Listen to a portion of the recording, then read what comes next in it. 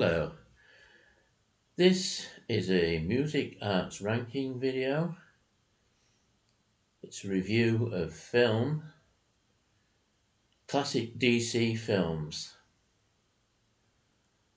It's part 2. If anyone has any comments, please leave them below. These choices, this list is all mine. All my preferences and my evaluations and so on. So not people won't necessarily agree with my list or my choices. I'll try and give reasons and explanations where I can. In the last video, part 1, I finished the video. I had to do an extra bit on a separate video because I was cut off.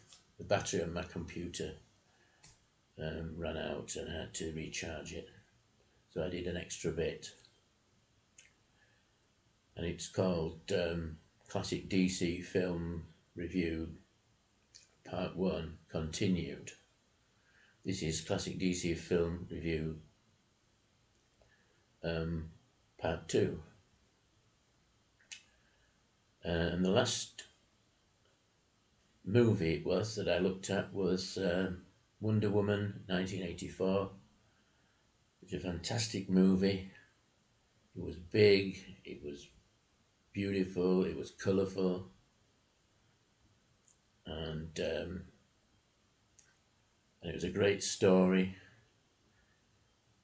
And there were great moral dilemmas, emotional moments for Wonder Woman and the other characters. And now I continue with my next choice, the Aquaman movie.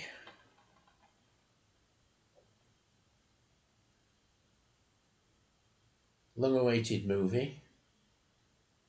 Like the Wonder Woman movies, it's larger than life, it's colourful, has great story, great action sequences, great cast. Jason Momoa as Aquaman. Has the comic villain Manta Ray, his arch enemy, Aquaman's arch enemy. There's a story of his birth. He was the son of an Atlantean princess and a lighthouse keeper. The classic mermaid, the catching of a mermaid scenario. And he grew up to resent his mother, but in this film he's reunited with her while he fights against Manta Ray and also his half-brother, who seized the throne of Atlantis and means to invade the surface world, causes some havoc up there. The underwater CGI filming is spectacular, and in the end, of course, he wins through, and he's transformed as well. Before the very last battle, he's transformed by his victory over the Kraken, or a Kraken-like monster down in a pocket world where his mother had been exiled for years, for most of his life. She had to leave him with his father. She didn't really want to neglect him, but she was already taking refuge in the lighthouse, having been pursued by her enemies.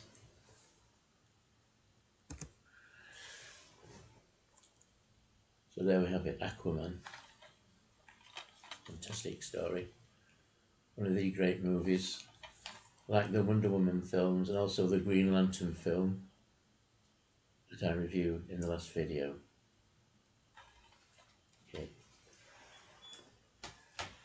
I have seen the Shazam film. I haven't quite got it in my DC Classics listing because the idea of the morals and the messages aren't quite there, and the idea of having a child in a man's body is a bit too perverse for my liking. But it's worth a look at. It's a good film, but it's not a classic DC film. And the next one, I'm jumping a bit. I'm jumping about a bit with these reviews in time. But there were a number of TV shows.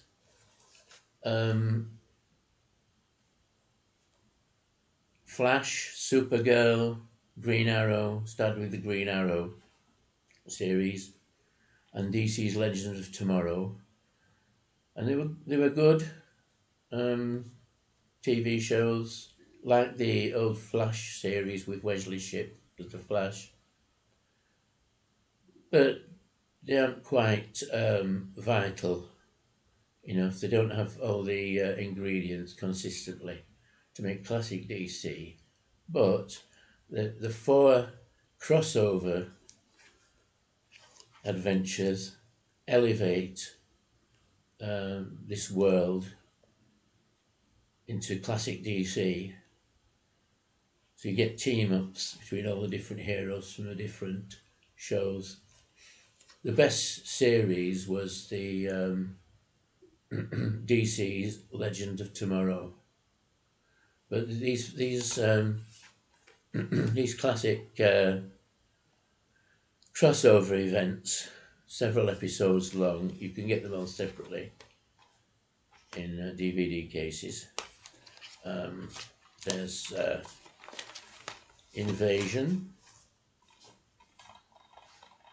in which the combined heroes uniting across the multiverse fight off an alien invasion. And they're very good aliens. They look a bit stereotypical aliens, but they have an interesting they have interesting powers. One storyline concerns the superheroes that they've captured being transported inwardly into a kind of surreal world in which they experience their lives in certain ways, in different ways, different things have happened and so on. Sort of inner else worlds, I suppose, are parallel worlds, but they're surreal, they're not part of the multiverse. Then there's Crisis on Earth X, which sees the United Heroes battling against Nazis from a far-off world in the multiverse, another Earth, wherein the Nazis have taken over the world, and there are villainous versions of Supergirl and Flash and Green Arrow and some of the other heroes too. That's another great one. Gripping story. There's also Elseworlds. The idea of Elseworlds, of course, is going to be an important sort of idiom in the in the new DCU reboot later on.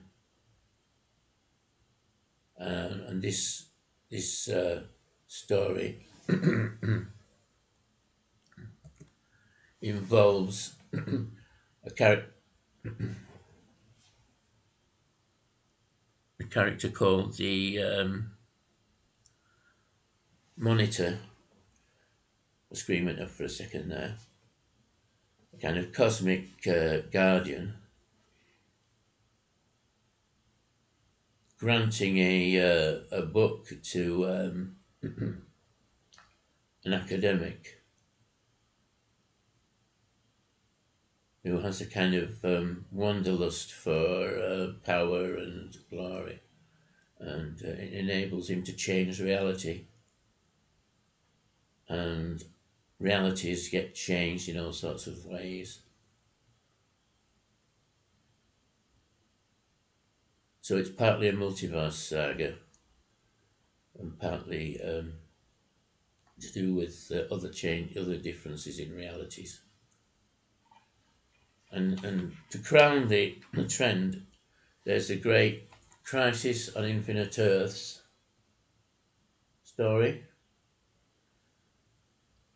which, as a lot of people will be aware of, is about a crisis which threatens the entire multiverse, thousands or an infinite number of Earths, and it's a very popular idea from the comics. That was mostly to do with the Justice League, of course. And it has a Justice League in it, really. They're not called the Justice League, but there are multiple heroes and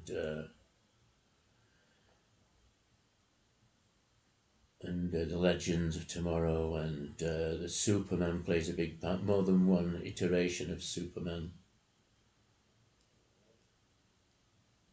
There's a version of Batman. Batwoman has a big role in it. Other heroes are brought in. Wesley Shipp is brought in as a Flash from an alternative Earth, from one of the many Earths. And one of the characters, I'll try and avoid spoilers, it's probably already been seen, but one of the characters becomes the Spectre. So it's just a feast of superhero action, and there are all sorts of crises, and there are questions of heroism throughout all these crossovers, doubts and certainties, and all the wonderful things that make classic DC.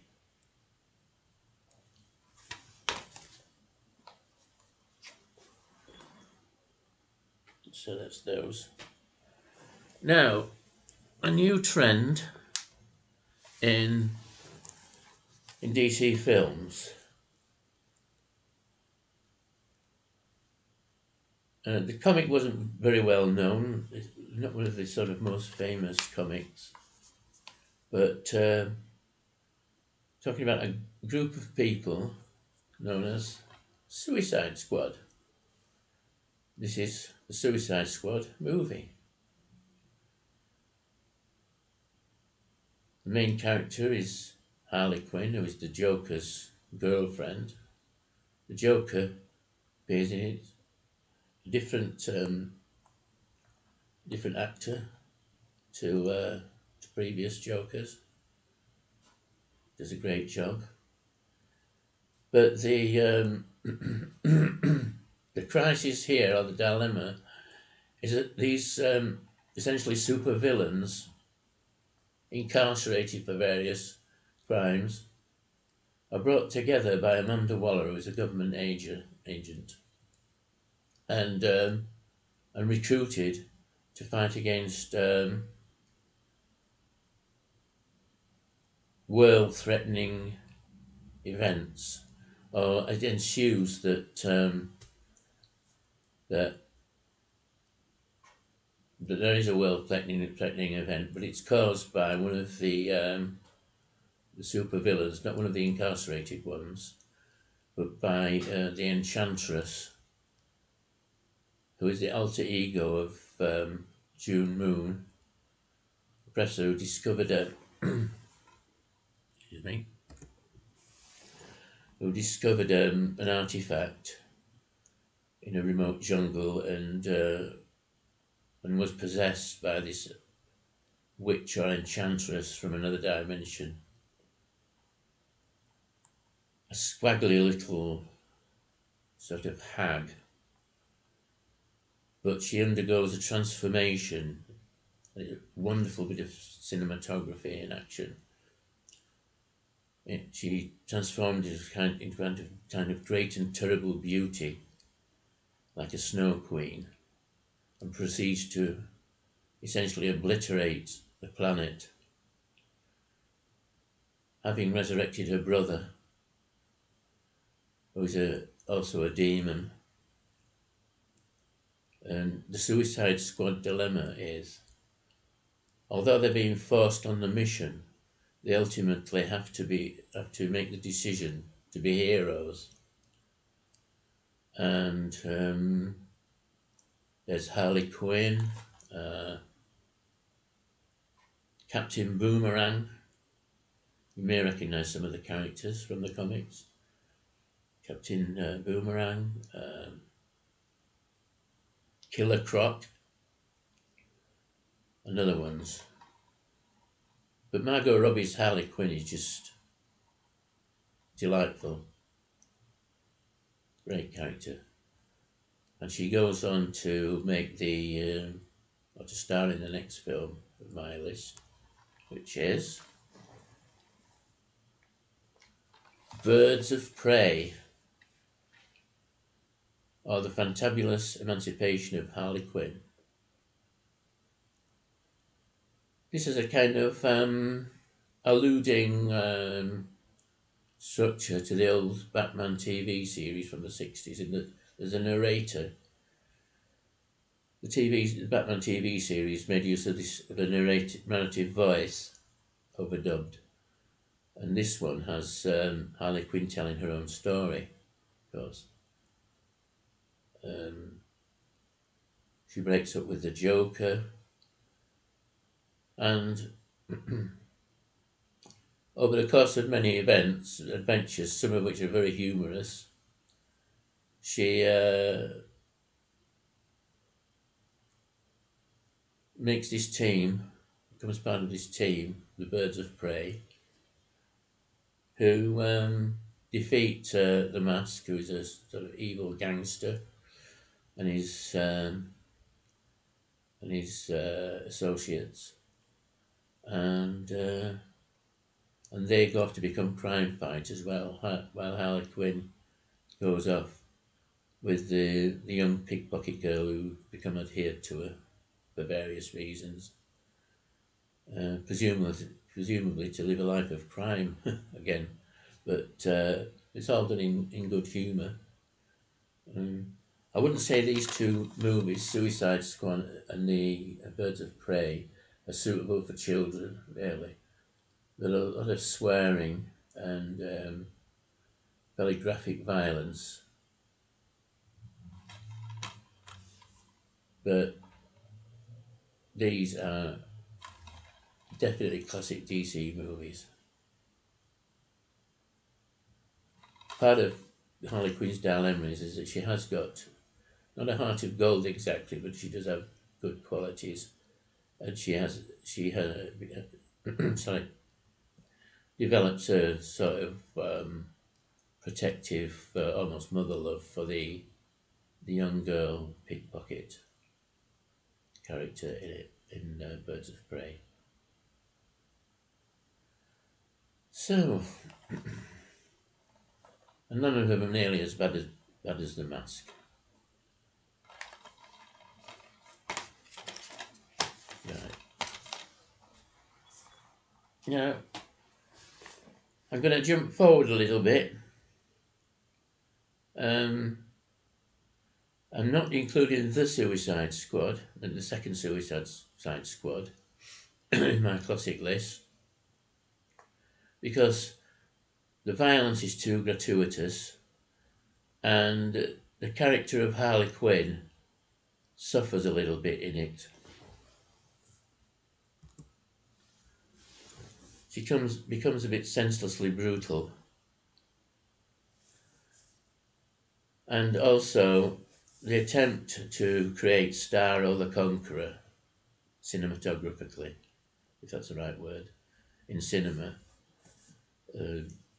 it's bound to fail no matter what you do with it. I mean, it's a giant starfish with one eye. It looks ridiculous, whatever you do, and they did the best job they could of bringing Starro the Conqueror to life, but it doesn't really work, and there's not much by way of morals or messages in the film either. But there was a character in it called Peacemaker, and he's called Peacemaker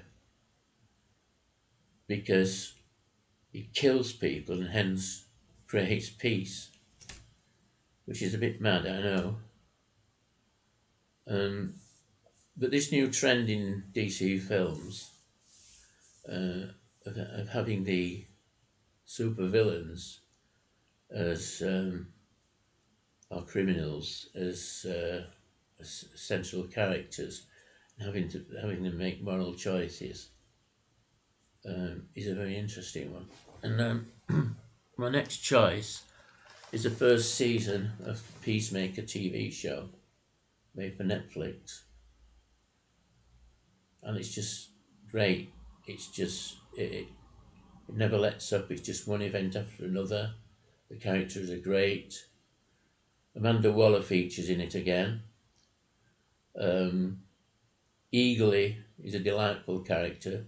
This kind of large eagle that actually gives Peacemaker hugs. There's some interesting aliens in it. There are alien substitution elements in it, like Invasion of the Body Snatchers. And Peacemaker is being hounded by authorities and also working for authorities. There's all sorts of intrigue. But although he's a very unpleasant and nasty sort of character, he has his heroic and his moral side to him. So that's another bit of great classic DC TV, and I'm waiting for the next installment, season 2, which I believe is being made. I don't know if it's already been released to Netflix, but now we have it, Peacemaker. It's also done with great style, almost like a comedy.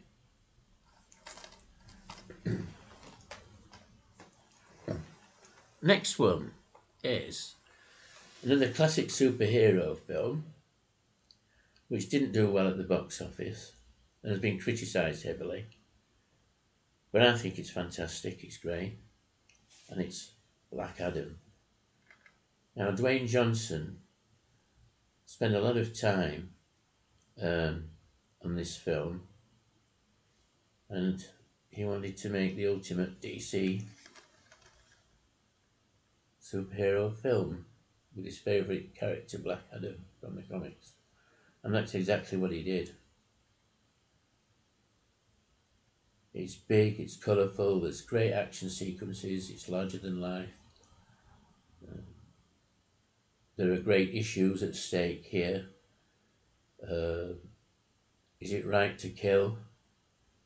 When he's first resurrected, he's thousands of years old. When he's resurrected from his prison, he starts to kill his enemies and the enemies of the city that he's pledged to protect. The Justice Society comes in with some more great superheroes.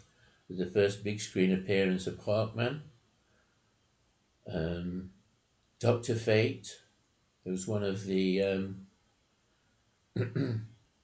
mystical DC characters. He's a magician, he has occult powers. Probably not as well known as Marvel's Doctor Strange, but he's the the DC equivalent, I suppose, of Doctor Strange. Him and Zatanna, another character from the Justice League. There's Atom Smasher, and another female character, and I've forgotten her name. But anyway, she's great too. And the heroes fight amongst themselves. The Justice Society fight against Black Adam. Well, not amongst themselves, but against Black Adam, because there's an ideological clash. It's wrong to kill if you're a hero, is the main theme. And Black Adam does kill. He saves people as well, but he also kills.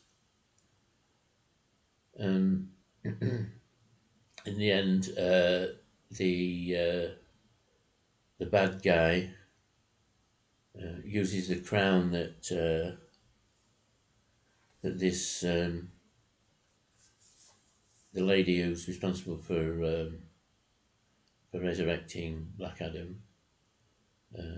She's found this crown endued with occult powers, and the mercenary, oblique stroke, bad guy, supervillain, resurrects this demon who comes to destroy the world, and is defeated by Black Adam and the Justice Society because they decide to work together. So there we have it, Black Adam. Every bit as good and wonderful as the Wonder Woman film and the Aquaman film and the Tim Burton Batman film and the other films, other movies. Now, my pièce de résistance is, and there are 3 seasons so far, I've got all 3 of them.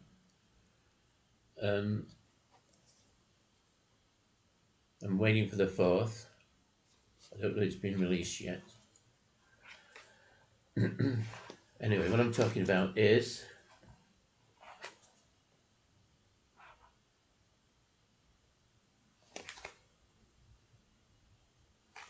excuse me a minute.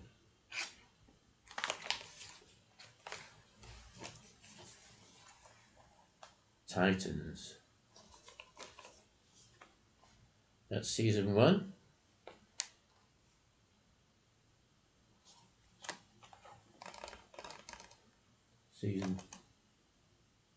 Put it on way up. Season 2. Titans, season 2. And season 3. Season 3. And it concerns Robin as an adult. He's Robin at first, and he becomes Nightwing, as a la the comics, during the series.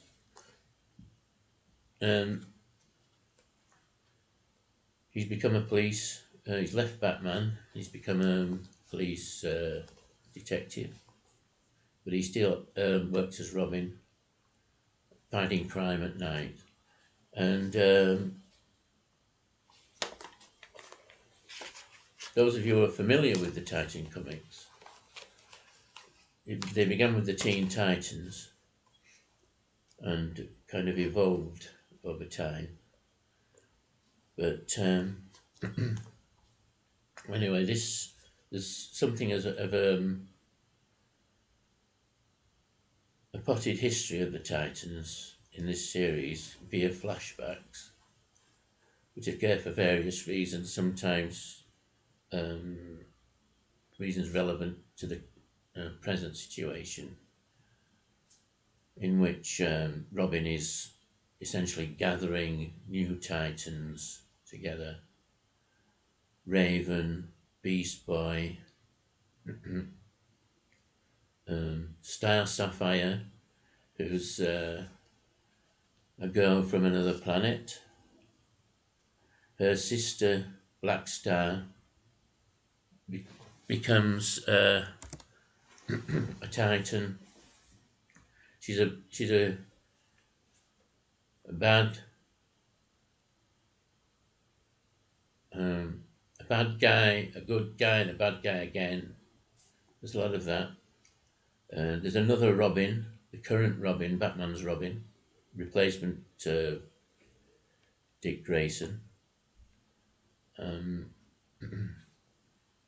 Superboy turns up, a Superboy turns up. He's made from a clone of Superman and Superman's DNA. And Lex Luthor's DNA as well, which sort of is the fly in the ointment, as it were.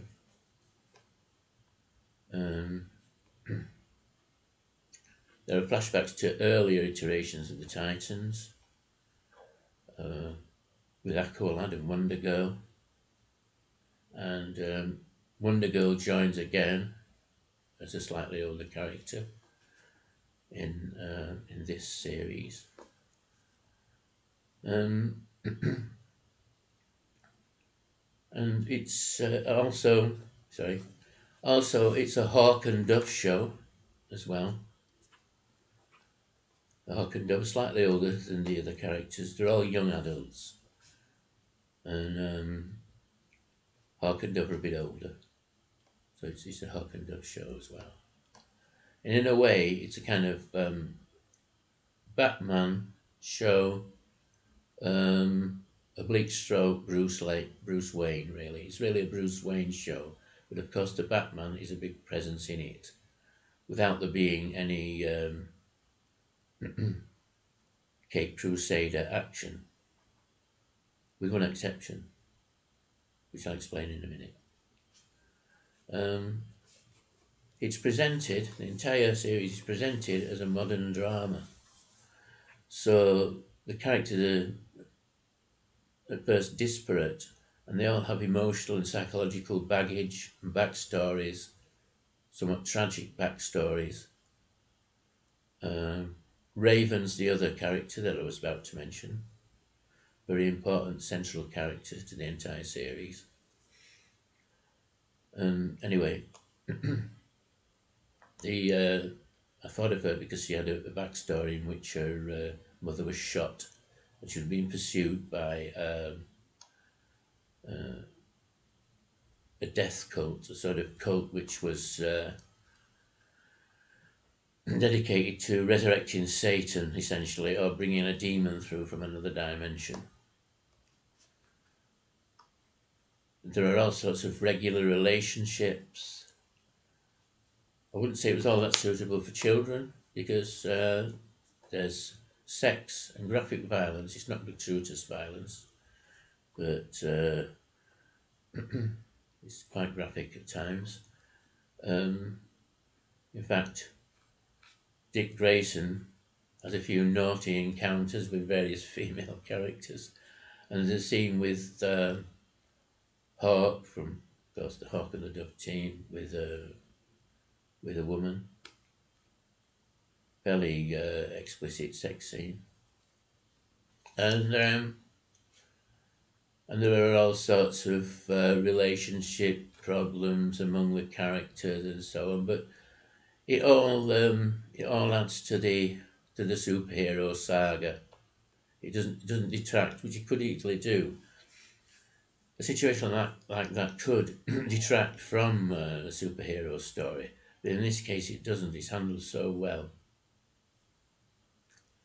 In the first season, the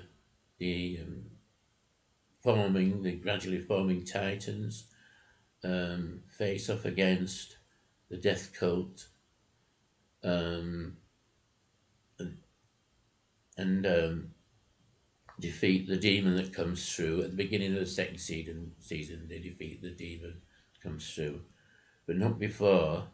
At the end, towards the end of the first season, the demon sends sort of surreal experiences to the Titans. They all experience surreal experiences of surreal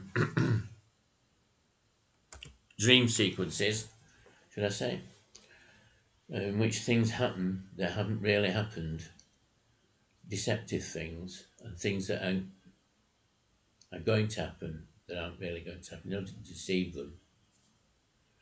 And it's during one of those, during Dick Grayson's surreal experience, or dreamlike experience, that there's some Batman action where the Batman is fighting some policemen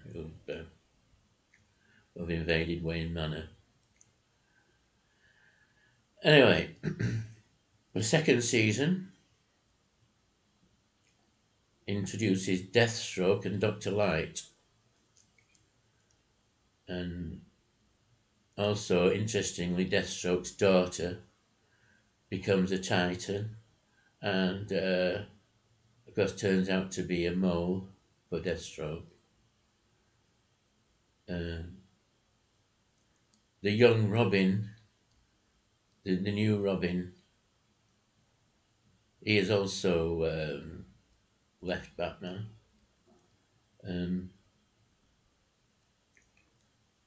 And he's sort of intermittently good and bad, troubled. A lot of troubles, worryings about what it means to be a hero and morality and ethics and so on that make this such a great series. And the third season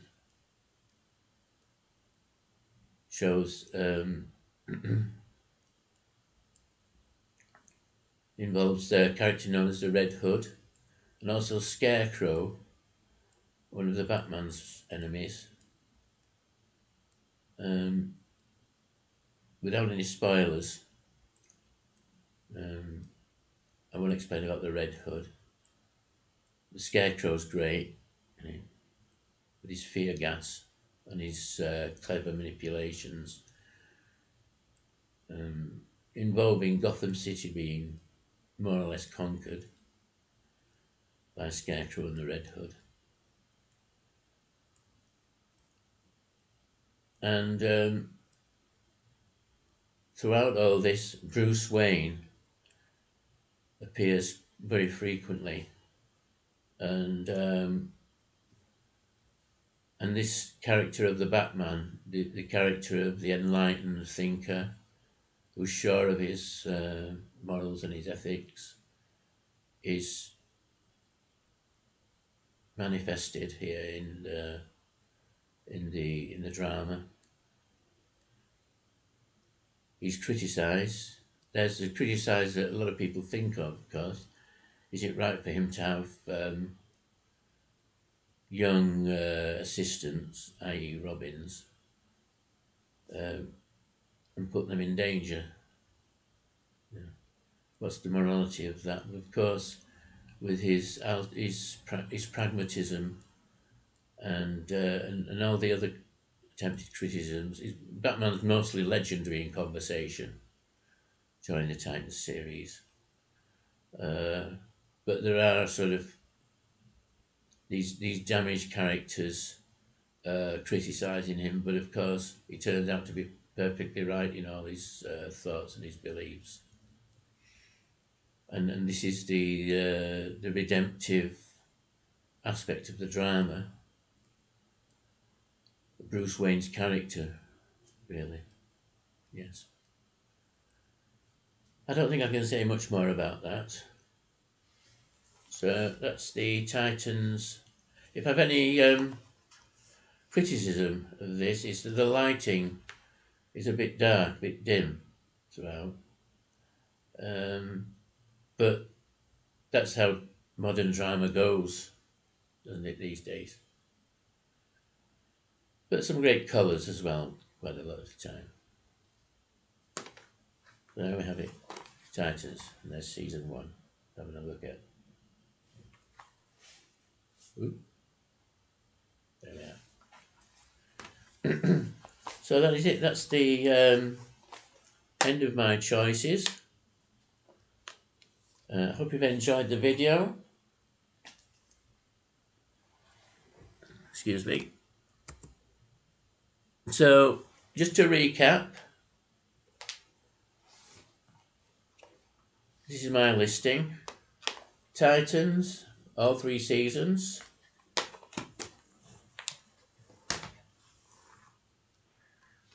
Movie, Black Adam. Can't see how it's lining up.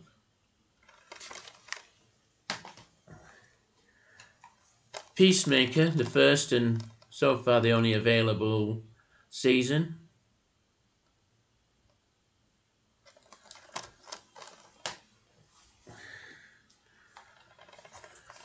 Birds of Prey, the fabulous Harley Quinn, Margot Robbie.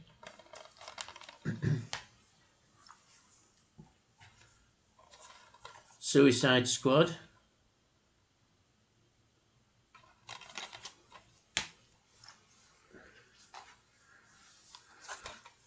And the 4 TV crossovers. TV crossover classics. And there's the Elseworlds one.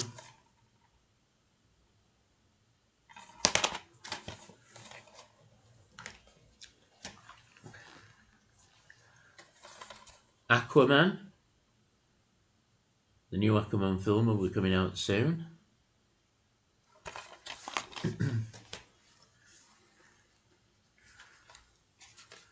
Wonder Woman 1984.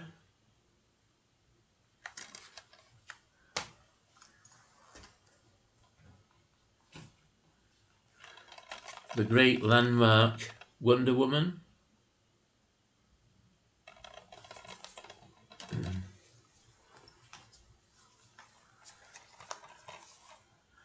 The Tim Burton Batman movie, which I've misplaced my copy of, so I can't show you that. Green Lantern, underrated classic.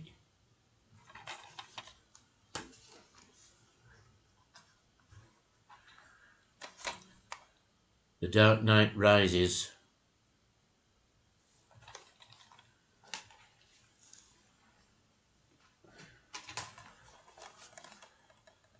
Batman Begins.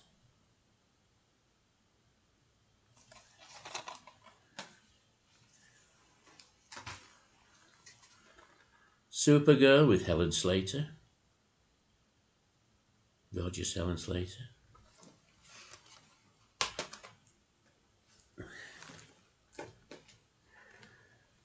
Superman 1, 2 and 3. This is a box set. This actually has 5 Superman films in it. 1, 2, 3 and 4 and Superman Returns. But it's Superman 1, 2 and 3 that are really the classic DC movies.